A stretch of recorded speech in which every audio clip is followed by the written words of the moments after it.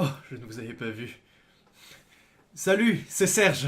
Serge Voldan, et on se retrouve Aujourd'hui, comme d'habitude, pour la review de SmackDown Live. Cette fois-ci, un vrai SmackDown. Alors, on va épargner la blague que j'ai fait hier tout de suite. Certes, il y avait des superstars de Raw qui sont venus à SmackDown. Ce n'était pas Raw pour autant, le show était vraiment de qualité, et en fait, les points négatifs, et ben je vais revenir maintenant. Et ben les points négatifs, c'est que, tout simplement, les points négatifs sont des points, des points de, de, de sens en fait, de cohérence par rapport au brain split tout simplement. On va répéter la situation, mais il y a 4 semaines maintenant, ou 3 semaines, le brain split a eu lieu. Les superstars sont allés à Raw et à SmackDown, deux rosters différents, les deux ne peuvent pas interférer ensemble. On a bien deux shows avec deux rosters différents. Seule exception, Becky Lynch, qui a pu gagner par chance et parce que la storyline voulait que Charlotte soit une fille privilégiée, du coup qui pouvait aller où elle veut. Euh, les circonstances ont fait que Becky Lynch a remporté les deux titres féminins en même temps. Du coup, logiquement, c'est la seule superstar qui peut aller à SmackDown et à Raw parce elle a les deux titres. Donc c'est logique qu'elle puisse aller dans les deux shows. Hier, Vince McMahon nous a annoncé la Wild Card Rule. Voilà, donc les règles sauvages de la carte. Que 3 superstars de Raw pourraient aller à SmackDown et 3 superstars de SmackDown pourraient aller à Raw, et ceci à tous les putains de shows. Pourquoi c'est énervant? Parce qu'au final, on peut se dire 3 superstars c'est pas énorme, mais si c'est beaucoup, 3 superstars, on va leur maintenant, ça représente, en tout cas pour SmackDown, ça représente au moins la moitié des segments. C'est-à-dire que la moitié des segments de ton show vont être avec des superstars d'un autre roster. Donc, au final, c'est 50-50 dans tous les shows. T'auras autant de superstars de SmackDown que de Raw. Et pour moi, ça marque clairement la fin du brain split. Le brain split n'est plus là. Il n'existe plus. On n'a plus SmackDown et Raw. On n'a plus des superstars de Raw et de SmackDown. On a des superstars tout court. Vince est persuadé que c'est... du coup, ma théorie, c'est que Vince est persuadé que le problème de d'audience était le brain split. Pour remédier à ça, pour faire rebooster les audiences, on remet tout ensemble. C'est une connerie sans nom. Il fait exactement la même erreur qu'il avait fait la dernière fois. Et ce n'est pas ça, encore une fois, qui fait chuter les audiences. C'est pas avoir deux rosters différents. C'est pas avoir deux shows différents. Non, ça ne changera rien. La seule chose que ça va entraîner, c'est qu'on va avoir un super show Raw et un show SmackDown qui va juste être un recap de Raw, comme c'était le cas il y a quelques années, et c'était nul à chier.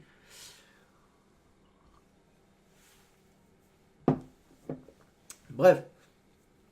Honnêtement, il n'y a que sur ce point-là que le show était bizarre. Sinon, honnêtement, c'était un show de qualité. On va y revenir. Mais si on prend si on prend le show tel qu'il est, sans penser à l'expérience de Raw qui vient à SmackDown, sans penser à ça, le show est très bon. C'est un très bon SmackDown. Donc, revenons-en. Revenons-en. Je vais essayer de moins lire cette fois-ci. J'ai remarqué en montant mes vidéos que je passais beaucoup de temps à être là, à lire devant mon ordi, et c'était les parties où ça m'intéressait le moins, et en plus je n'articulais pas. Donc on va peut-être essayer de lire le moins possible, et je vais essayer plus ma tête, tant pis si j'oublie des choses. C'est pas grave. Le show de SmackDown commence donc très fort, comme celui de Raw hier, car c'est Edge Styles, superstar de Raw, qui rentre à SmackDown. Évidemment, la foule est là. Edge rentre et direct, il dit que la foule de SmackDown lui a manqué, que SmackDown est la maison qu'il a construit, blablabli, blablabla. Le baratin d'Edge Styles qu'on connaît, il voulait frapper fort pour commencer. Il n'a pas pu beaucoup parler, il a dit qu'en gros, grosso modo, qu'il voulait faire comme Roman Reigns. Si Roman Reigns veut faire ça à Raw, alors lui aussi il peut le faire à SmackDown. Et il voulait être le premier à le faire. La raison est louable. Et c'est bien, on va y revenir dans ce segment. Mais Edge, bon, continue de tomber lentement dans le heel, mais subtilement. Et dans le heel que j'aime bien, le heel qui lui va bien, c'est-à-dire un gars avec un ego surdimensionné. On va y revenir. Parce que, effectivement, bam, Edge Styles est coupé par la musique de Sami Zayn. Et Sami Zayn arrive directement, pareil, superstar de Raw, donc on a deux superstars de Raw qui sont là à SmackDown. Et en gros, avant qu'il arrive, Zayn dit, lui fait remarquer, bon, on a compris, ça suffit avec ton petit ego surdimensionné. Et Jay lui coupe avec une petite blague genre putain ça pue la merde, ça va, c'est toi qui sens cette odeur, parce que effectivement hier Sami Zayn s'est fait foutre dans une poubelle par Braun Strowman, chose que je n'aime pas encore, mais ça va, il n'a pas été trop diminué, ce show a permis à Sami Zayn de reprendre des couleurs, heureusement, il avait vraiment besoin, on va en revenir, mais il en avait vraiment besoin de reprendre vraiment de la posture, de ne pas être n'importe qui, de ne pas être tombé dans les déchets, quoi. Bon voilà, petite blague sur le fait que Sami Zayn pue, blablabli, c'est rigolo. Kofi Kingston, le champion de WWE, arrive avec Xavier Woods. Pareil, il parle de l'ego d'AJ Styles, et les deux commencent tout de suite à se friter un petit peu. Et Sami Zayn dit: oh là là, je vois très bien où ça vient. Non, non, non, non, on va pas avoir de match de championnat ce soir. Kofi, faut que t'arrêtes de faire des conneries à ce niveau-là. Tu donnes des matchs de championnat à la pelle comme ça. Et je trouve qu'il a raison. Kofi Kingston, il suffit d'aller le voir et dire: eh oh, Kofi, j'aimerais bien avoir un match de championnat. Et il fait: ouais, validé, mec, quand tu veux.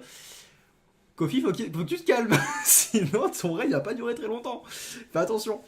Surtout s'il fait ça face à AJ Styles, quoi. AJ Styles, c'est l'ancien champion. C'est un mec, voilà, il est fort, AJ Styles. Bref. Donc Sami Zayn dit: putain, faut que t'arrêtes de donner des opportunités comme ça, parce que ces gens-là, c'est pas pour ça qu'ils t'aiment, et de toute façon ils vont finir par te lâcher, ces gens-là. Il parle de la foule, des fans, et il dit: en plus il y a quelqu'un qui mérite une opportunité de championnat, c'est moi. Sur ce Kofi, bon, vous me cassez les couilles. Ce qu'on va faire ce soir, c'est que de toute façon, je suis quelqu'un qui me bat, je suis un champion, un fighting champion, un champion combattant. Ce soir, grosso merdo, il lève la ceinture et il dit qu'il serait prêt à affronter n'importe qui. Ceux qui vont entraîner pour le main event: Kofi Kingston qui défend son titre contre AJ Styles et contre Sami Zayn dans un triple threat. Voilà, on va y revenir aussi, mais effectivement, ça fait 2 shows d'affilée qu'on a un match de championnat comme main event, et dans ce show-là en particulier, on a eu 2 matchs de championnat, ce championnat-là et le championnat par équipe de SmackDown, ce qui montre encore une fois que Vince est dans... il faut attendre que Vince soit dans la merde, dans la panique, pour faire des shows plus intéressants. Mais ça fait forcer, du coup. Faut que t'attendes d'avoir des notes de merde pour balancer des matchs de championnat comme ça, genre, allez hop, match de championnat, on y va. Les matchs sont très bons, ce n'est pas le problème, c'est juste que tu sens qu'une fois que les notes vont remonter, ça va être la même merde. C'est du forcing, c'est parce que je suis dans la merde, je vais faire ça. Ça va pas de son bon sens à lui. Enfin, je sais pas si vous voyez ce que je veux dire, mais voilà, donc je suis content d'avoir un bon show ce soir, mais j'aimerais que ce soit du long terme et pas sur du court terme à chaque fois, parce que c'est des petits instants. Parce qu'on les oublie, les petits instants. Les petits instants, on s'en rappelle genre 1 ou 2 jours. Ce qu'on va avoir dans le catch, c'est des instants cultes, des instants qu'on va se rappeler toute notre vie. Et même si Raw et SmackDown ne sont que des build-up pour les pay-per-view, il faut avoir dans cela... Est-ce qu'on... Par exemple, le coup des matchs de Kofi Kingston à WrestleMania, les gauntlet matchs, et ben ça, je m'en rappellerai toute ma vie. Le coup de Kofi, le premier gauntlet match avec Kofi qui sort de nulle part et qui combat 5 superstars et qui résiste jusqu'au bout, ça c'était marquant. Parce que ça servit sur le long terme, ça servit à WrestleMania, et ça sert encore maintenant à montrer que Kofi est super fort, on va revenir dans le main event, qui n'abandonne rien. Ça c'était une sorte sur le long terme, et qu'est-ce qui se passe? Bah je m'en rappelle encore.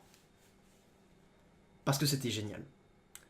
Bref, donc c'était au final un bon petit segment qui préparait pour le main event, et qui servait, ça fait du bien de voir Sami Zayn parler avec des gens avec lui sur le ring, donc ça servait Sami Zayn, et ça servait aussi AJ Styles, qui continue subtilement de devenir un petit heel. Mais subtilement, c'est encore un face. Qu'on soit bien d'accord, c'est encore un face, AJ.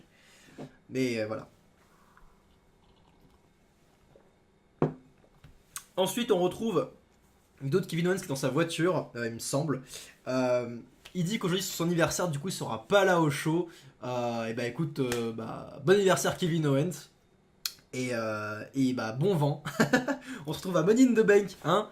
Salaud, salaud, salaud Kevin.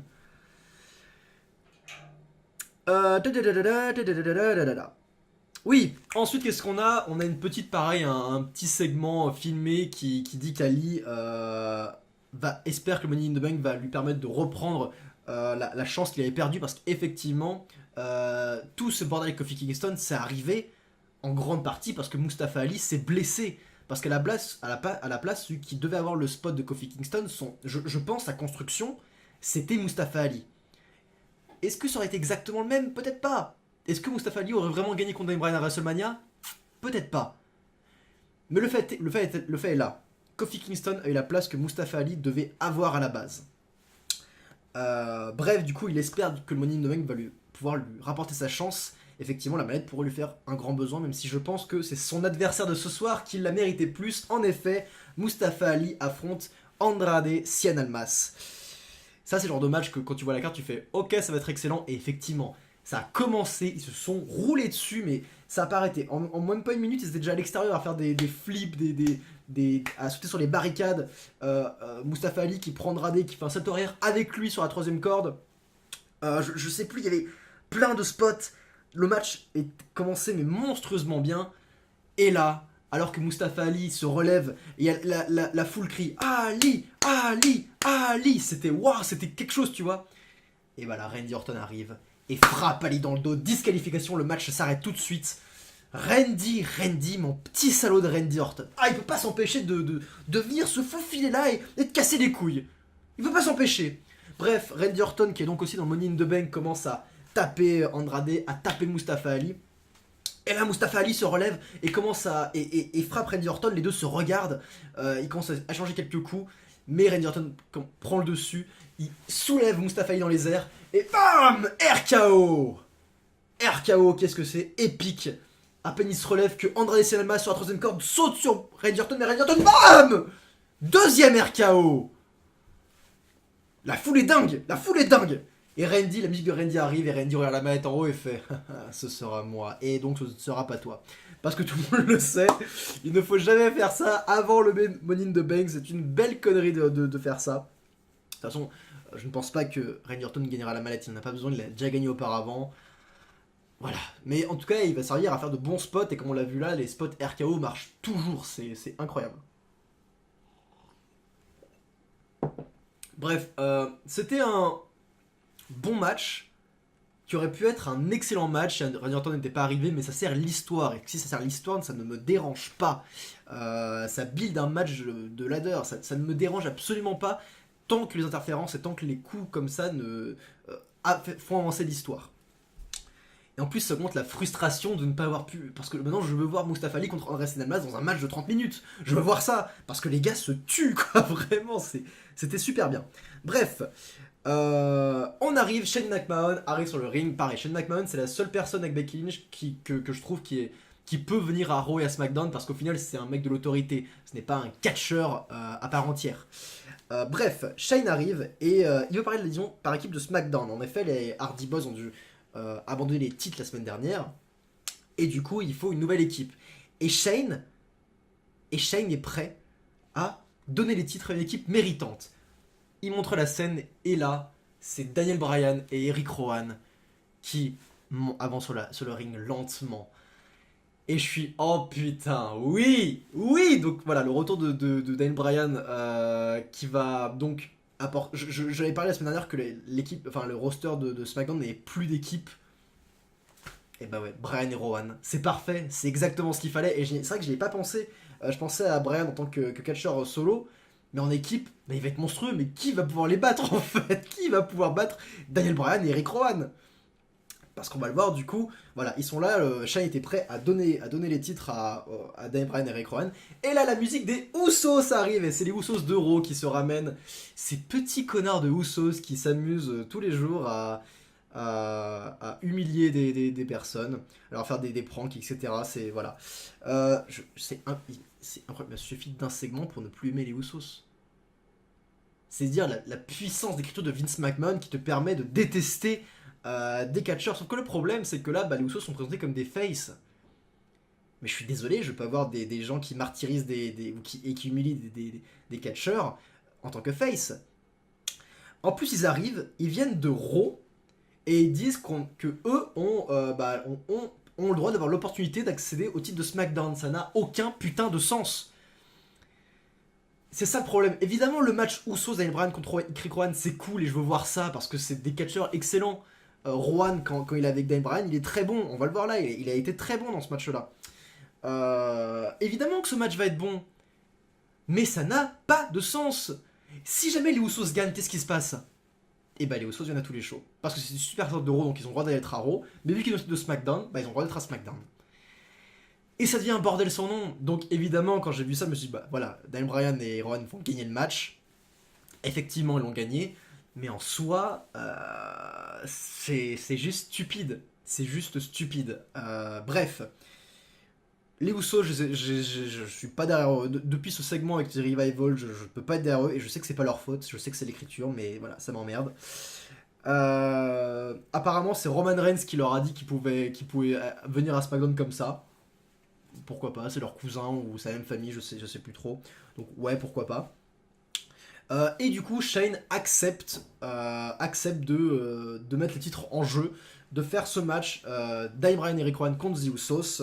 Et Shane dit qu'il sera heureux de renvoyer les Usos à Raw tellement ils vont se faire exploser par Bryan et Rowan. Ils ne se sont pas fait exploser, mais ça s'est passé comme prévu effectivement. Juste avant le match, on va parler du match, hein, mais juste avant le match, on retrouve Finn Balor qui avec son portable qui dit que c'est lui qui va être le champion Money in the Bank. Ouais, super, merci Finn Balor. Bref, on a donc ce match qui était très bon, voilà, j'ai pas à dire. C'était rapide, on a un enchaînement de super kicks, des super kicks de partout, super kick par-ci, super kick par-là. Voilà, Rowan qui montrait toute sa puissance, Rowan qui était très brutal ce soir. Et on finit finalement par... Bon, c'est Rowan qui fait le tomber, c'est Rowan qui fait un shock slam. Ah oui, après que Daniel Bryan ait fait son genou et sort du ring sur un des frères Rousseau. Bref, c'était un match rapide, cool. Et du coup, les nouveaux champions, Daniel Bryan et Eric Rowan sont champions par équipe. Et ça me ravit. Je suis heureux de voir ça. Du coup, j'ai hâte de voir une nouvelle rivalité. Daniel Bryan rend tout plus intéressant. Daniel Bryan fait monter la puissance des ceintures. Et j'ai hâte de voir du coup les ceintures de SmackDown devenir ultra prestigieuses. Car avec Daniel Bryan aux commandes, ça ne peut être que bon. Bref. Shane donc monte sur le ring pour remettre les titres à Bryan et Rowan. Entre temps, on a la rediffusion du segment de Bray Wyatt, dont je vais pas revenir dessus, j'en ai parlé hier, c'était très fun. Mais voilà, ils ont encore décidé de le passer à SmackDown, pourquoi pas, ça remplit le show. Voilà, c'est chouette. On retrouve donc SmackDown, Shane sur le ring, qui cette fois-ci va parler de The Miz. Il commence et il dit que le Miz est arrivé derrière, lui a pété les couilles et qu'il va même foutu du match en cage pour se venger. Mais il a pas le temps de parler en fait, il a pas le temps de parler parce que The Miz revient encore. The Miz revient et le frappe et bam, ça y est, ils se retapent tous les deux. Miz enchaîne les coups sur Shane. Shane commence à prendre la fuite. Miz le poursuit, le défonce. Mais là, la B-Team de Bo Dallas et Curtis Axel arrive. Et Edge Shane, ils sont en train de taper, ils sont à 2 sur 1 contre The Miz. The Miz commence à avoir très mal, mais The Miz se relève et défonce la B-Team, les envoie balader. Mais Shane se venge effectivement, il revient avec une chaise et baf, il frappe Miz dans le dos. Miz est par terre et c'est Shane qui sort à hauteur. Voilà, on continue de builder cette rivalité. C'est pas mal. Voilà, j'ai envie de voir ce match, mais c'est vrai qu'avoir des build-up à Raw à SmackDown tout le temps, bah voilà, ça montre que les deux se détestent vraiment. Voilà, c'est pas mal. J'ai pas grand chose à dire. Oui. En coulisses, on retrouve Daniel Bryan et Eric Rowan, donc avec leur titre de champion qui marche dans les coulisses. Et là, c'est Heavy Machinery, donc une équipe qui a été un peu pas exploitée pour l'instant. Qui regarde les titres et qui ne font rien d'autre que juste regarder les titres comme ça sur les épaules. Et je sens qu'avoir des segments quand même assez drôles parce que Heavy Machinery c'est des grands mangeurs de viande, genre de grands mangeurs de viande. Face à Daniel Bryan qui est pro-vegan, ça va taper. Bryan va pas trop aimer, ça va taper.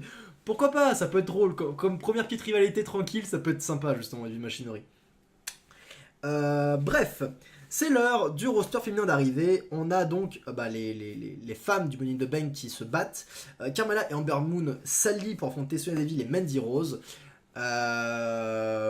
C'était en fait un match tout à fait normal.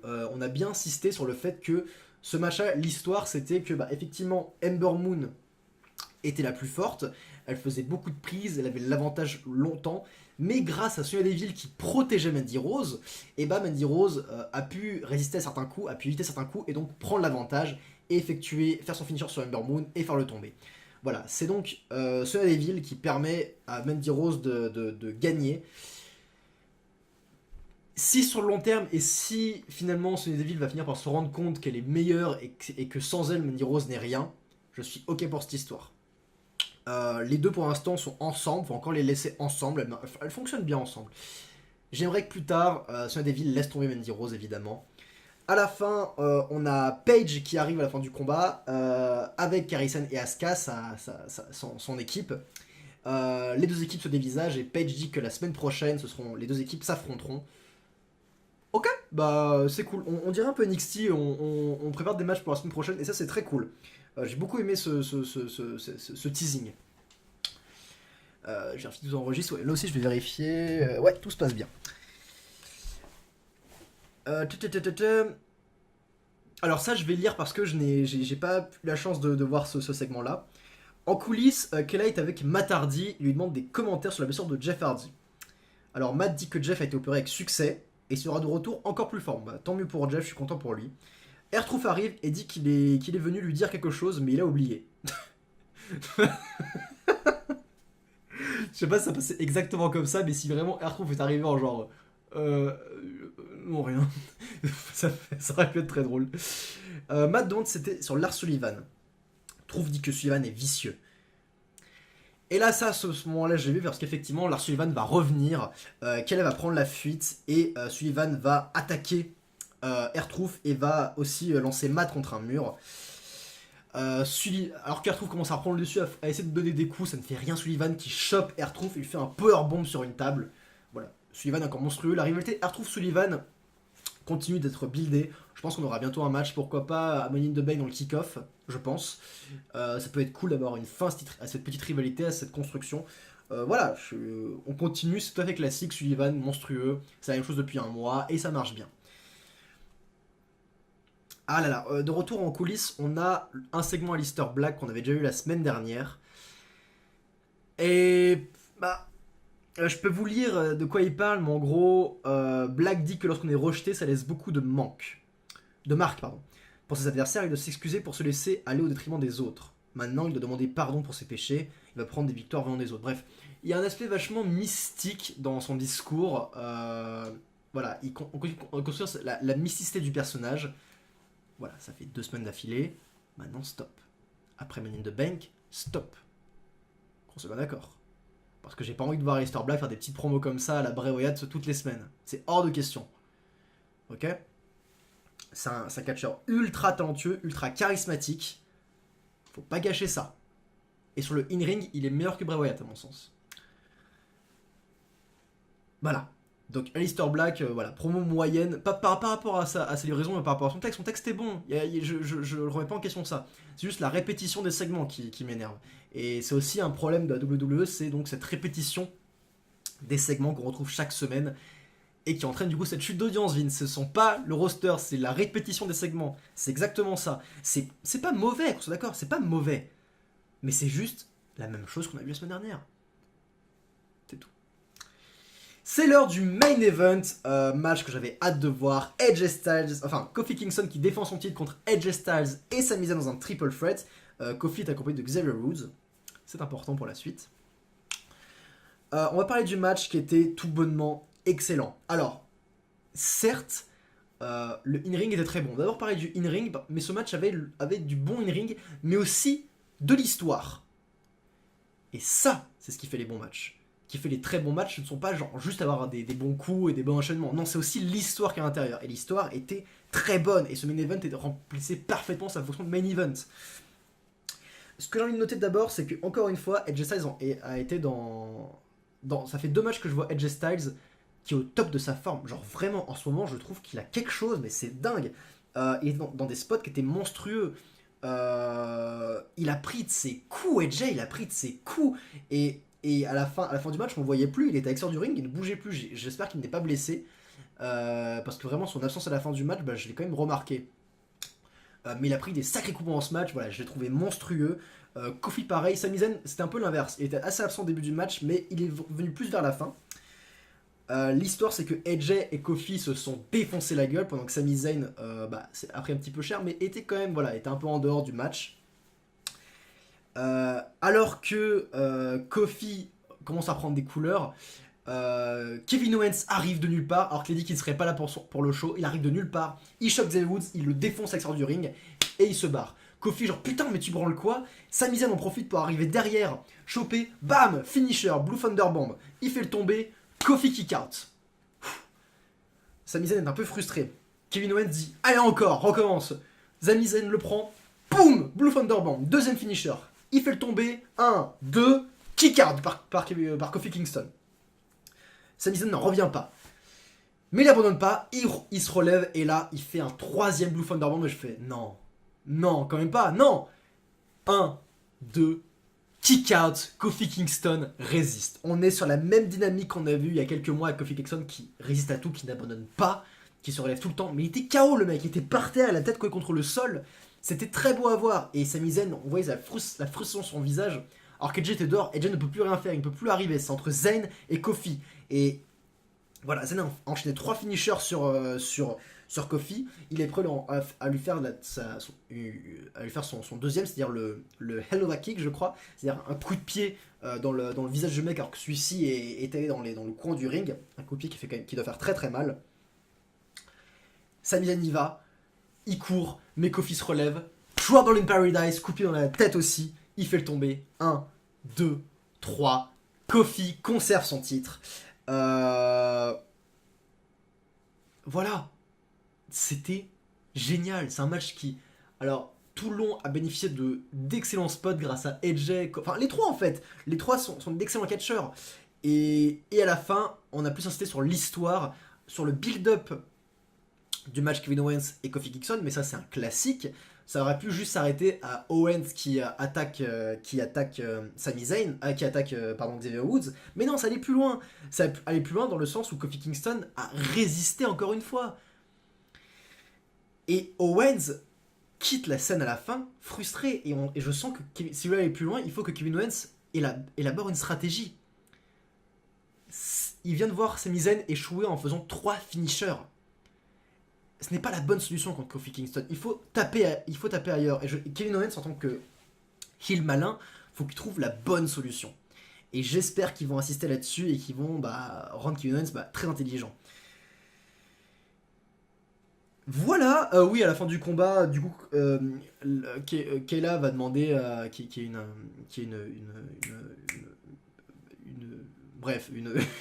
nana qui fait des interviews, une journaliste, on va dire. Elle demande à Kofi si Owens est rentré dans sa tête pour Money in the Bank. Kofi dit que non. Owens devra payer en enfer. Et c'est la fin du show. Voilà. Au final, voilà, c'est un show qui a souffert de quelques problèmes. Et ces problèmes viennent en partie des superstars qui viennent de Raw à SmackDown. Parce que je trouve toujours que ça n'a aucun sens. Du match de championnat qui est lancé comme ça alors que ça n'a aucun sens. Je parle de super équipe évidemment. Mais, si on nommait ça, c'était un très bon show. Et pourquoi c'est un très bon show? Parce que l'histoire. Voilà pourquoi c'était un très bon show. C'est pas compliqué. J'espère que Vince s'en rendra compte. Et que voilà, que les notes remonteront. Parce que voilà, quand je vois ça, je n'ai qu'une envie, c'est d'aller voir Money in the Bank. Qui va remporter la manette? Est-ce que Ali va réussir à avoir cette manette? Ou est-ce que Randy Orton ou bien Drew McIntyre ou André Almas qui est assez absent dans cette rivalité pour la manette? Est-ce que c'est lui qui va l'emporter? Vicieux comme il est. Est-ce que Kevin Owens va élaborer une bonne stratégie pour vaincre Kofi Kingston? Est-ce que AJ Styles va tourner complètement heel pour battre Seth Rollins? C'est ça l'histoire. C'est ça que j'ai envie de voir. C'est ça qui fait les bonnes rivalités, qui fait les bons shows, qui donne envie d'aller voir la suite. Voilà, c'est tout ce que j'avais à dire. Petite parenthèse, où est Buddy Murphy? Buddy Murphy, pour le coup, peut-être après Money in the Bank pour une rivalité contre Finn Balor pour le titre intercontinental. Je crois qu'ils construisent ça. Voilà, en tout cas, voilà, très bon show. Hâte de voir la suite, hâte de voir Money in the Bank. On se retrouve donc la semaine prochaine. Je vous laisse vous abonner au Moulin de Voldano, la chaîne principale, ainsi que la chaîne de mon frère Dino Voldan. Je vous laisse vous abonner aussi à cette chaîne, à laisser en commentaire ce que vous avez pensé de cette review, ce que vous avez pensé du show. Voilà, nous on se retrouve la semaine pro. Je vous dis bye les Voldanite, c'était Serge Voldan. Salut!